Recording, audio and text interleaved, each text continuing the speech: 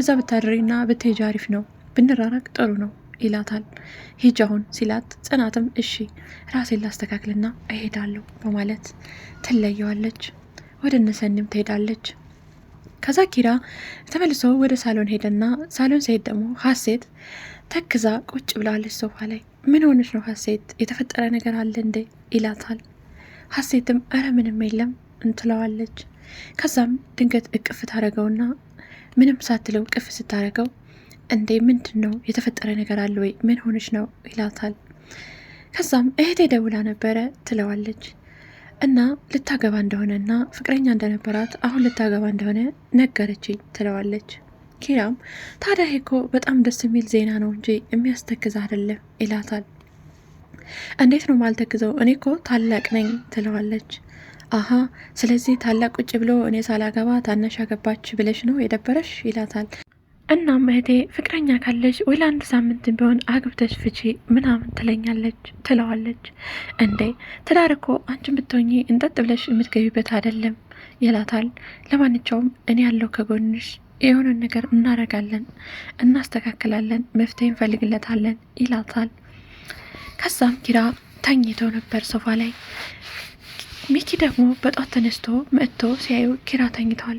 እስከሚነሳ እየጠበቀው ነበረ። ኪራም ድንገት በአጋጣሚ ሲነቃ ከእንቅልፉ ሚኪ ቁጭ ብሏል። ምን ሆነ ነው በሰላም ነው ይለዋል። እስከምትነሳ እየጠበቁ ነበር፣ እንቅልፍ አልወስዳለኝ ይለዋል። ምን ሆነ ነው ይለዋል። አይ ፍቅር ያዘኝ ባክህ፣ ፍቅር ይዞኝ ነው ሲለው ደግሞ ማናት ባክህ እንደው ፍቅር ያስያዘችህ ደግሞ ከማን ነው ፍቅር የያዘ ሲለው ይቺ ጽናት ናት ባክህ ያንተ ሰራተኛ ይለዋል። የትኛዋ ጽናት ይለዋል። ኪራም በጣም ደንግጦ ጽናት ያንተ ሰራተኛ ናታ ሲለው በህልሜ እየመጣች እኮ አላስተኛ አለችኝ ይለዋል። ጽናትን ነው ያልከው? ጽናትን ነው ያልከው? ድጋሜ ተኛና በህልም ሀያት በሆነህማ አታገኛትም ብሎ ኪራ ብድግ ብሎ ወደ ኪችን ይሄዳል። ጽናት ኪችን ነበረች። ጽናትን እኔ በቤቴ ምንም ነገር እንዲፈጠርና ምንም ነገር እንዲደረግ ቤቴ ውስጥ አልፈልግም ይላታል።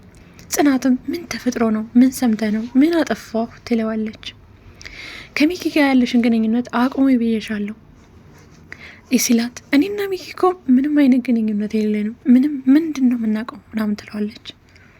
ምን ብለው ነው? የነገረህ ነገር አለ ትለዋለች።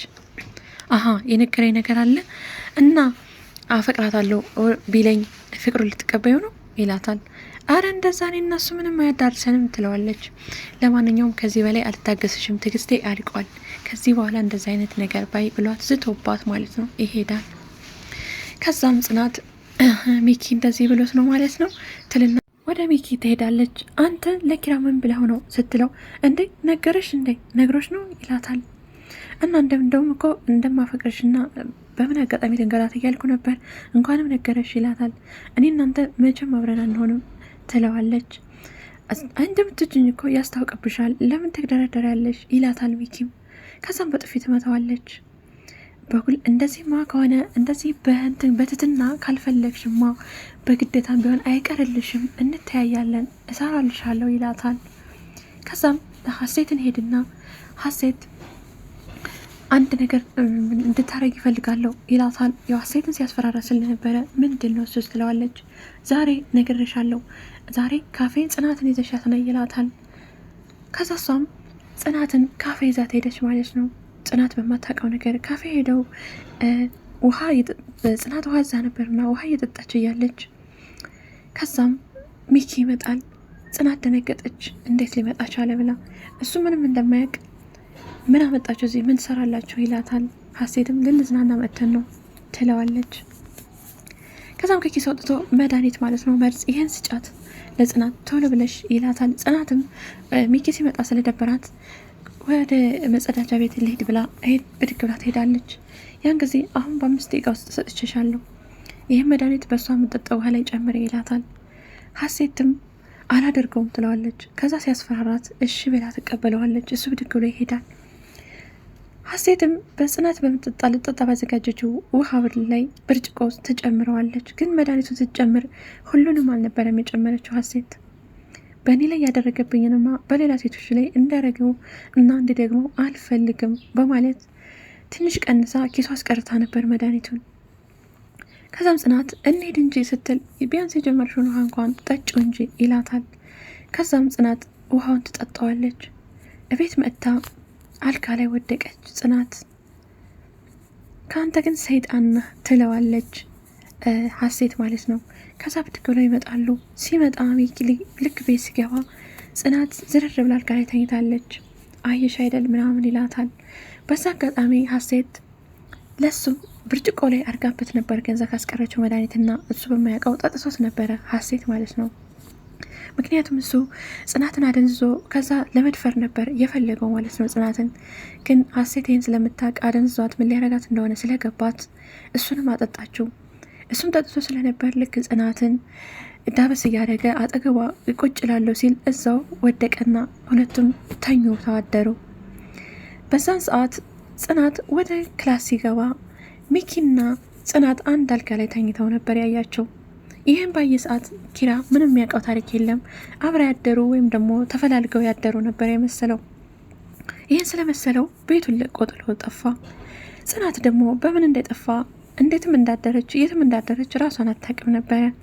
ከዛም ኪራ ይህን አብረው አደሩ ብሎ በፊትም እንደሚያፈቅራት ስለነገረውና ያር በልቡ ስላለ አሁንም አብረ ያደረው መስሎት በጣም ተበሳጭቶ ሌላውን ወንድ ትቀርባለች፣ እኔን ግን ትርቀኛለች፣ እኔ ከሌላ ወንድ በምን አንሳለሁ በማለት በጣም ተበሳጭቶ ቤቱን ለቄ ብሄድ ይሻለኛል በማለት ቤቱን ለቆ ይወጣል። ከዛ ጽናትም በጠዋት ተነስታ የት እንዳደረችም ከማን ጋር እንዳደረችም አታውቅም። ለናሁም ትደውላለች። ኪራ እኮ ቤቱን ጠፋ ከቤት ሄደ ትለዋለች። እስካሁን አልተመለሰም 2 ቀን ሆኖ ትላለች። በምክንያት እንደጠፋ ግን ምን የምታውቀው ታሪክ የለም። ከዛ ሀሴትም ሲደብራት ወደ እነ ሰኒ ቤት ትሄዳለች። ሀሴት ግን ኪራ በምክንያት እንደጠፋና ምን አይቶ እንደሄደ ምስጢሩን ስለምታውቅ ለሰኒ ትነግራታለች። ከዛም ሀሴት ስትሄድ ደግሞ ጽናት ወደ እነ ሰኒ ቤት ትመጣለች። ጽናት በምን ምክንያት እንደጠፋ የኪራ ነገር እንዳሳሰባት ስታወራቸው ሀሴት እኮ ታውቃለች ኪራ የጠፋበትን ስትላት ሰኒ ሄጅማ እና ፈጥጣታለሁ እንድትነግራ ያደርጋለሁ ትላለች። ውስጧ ሌላ ውጫዋ ሌላ ትላለች ሀሴትን ማለት ነው። ሄዳም ትጮባታለች። ኪራ የጠፋበት ምክንያት ምንድን ነው ታውቂያለች ተናገሪ ትላታለች። እኔ እኮ ኪራ ህፃን ልጅ አይደለም በከረሜላ ታልዬ አላጠፈውም በማለት ተመልስላታለች። ሀሴትም ተረጋጊና አውሪ ስትላት እየተጨቃጨቁ እያለ ምሩና ሰናይት ይመጣሉ። ከዛ ጽናትን ያር ወደ ኪችን ወስዳ ታረጋጋታለች። ምን ሆነሽ ነው አንቺ እንደዚህ የምትሆኘው? ቀስ በቀስ ነው እንጂ ፊት ለፊት ግፍጥ በማለት እኮ ነገሮችን ማወቅ አይቻልም። ስለዚህ ኪራ የጠፋበትን ምክንያት ቀስ ብለን እናጣራለን እንጂ አንቺ እንደዚህ አትሆኚ፣ እንደዚህ ስለሆንሽ የምታመጪው ነገር አለ ወይ ትላታለች። ከዛም በቃ ይቅርታ ልበላት ወይ ይቅርታ ቢያስ ትላት። ለምንድን ነው ይቅርታ ምላት? እኔ ምን አጥፍቻለሁ? ልክ ነኝ እኮ ትላለች ጽናትም። ናሆም እና ምሩም በሌላ በኩል በጣም ይጨነቃሉ። ይህ ሁሉ የተፈጠረው ቤቱን እንኳን አምኖት እኮ የማያውቅ ሰው ጭራሹ ለቀን ወጥቶ አደረ። ሲቀጥል ከሳሎን መኝታ ቤት ሲሄድ እንኳን ይነግረኝ ነበረ፣ አሁን ግን ሊነግረኝ እኮ አልቻለም። ይህ ሁሉ እንደዚህ ያረግሽው አንቺ ነሽ ይላታል ጽናትን። ለምሩም በጽናት ምክንያት ነው ኪራ እንደዚህ የሆነው፣ ጓደኛዬ ናፍቆኛል እያለ ይጨነቃል። የኪራ ስልኩም አይሰራም እና ተጨንቀዋል። ጽናትም በበኩሏ ተጨንቃለች። እና ጽናትም ሰኒም እነምሩም ቢሆኑ ናሆምም በጣም ተጨንቋል። አይ ጓደኛዬ ምን ሆነ ነው? ምን አግኝተህ ነውስ እንደዚህ በዚህ ቦታ ሄድክ እንኳን ሳትለኝ እንዴት ተጨከንክብኝ? ደግሞ ናፍቀኸኛል ይላል ናሆምም። ሁሉም ተጨንቀዋል። ግን በምን ምክንያት እንደጠፋና እንዴት ሊወጣ እንደቻለ ከቤት የምታውቀው ሀሴት ብቻ ናት።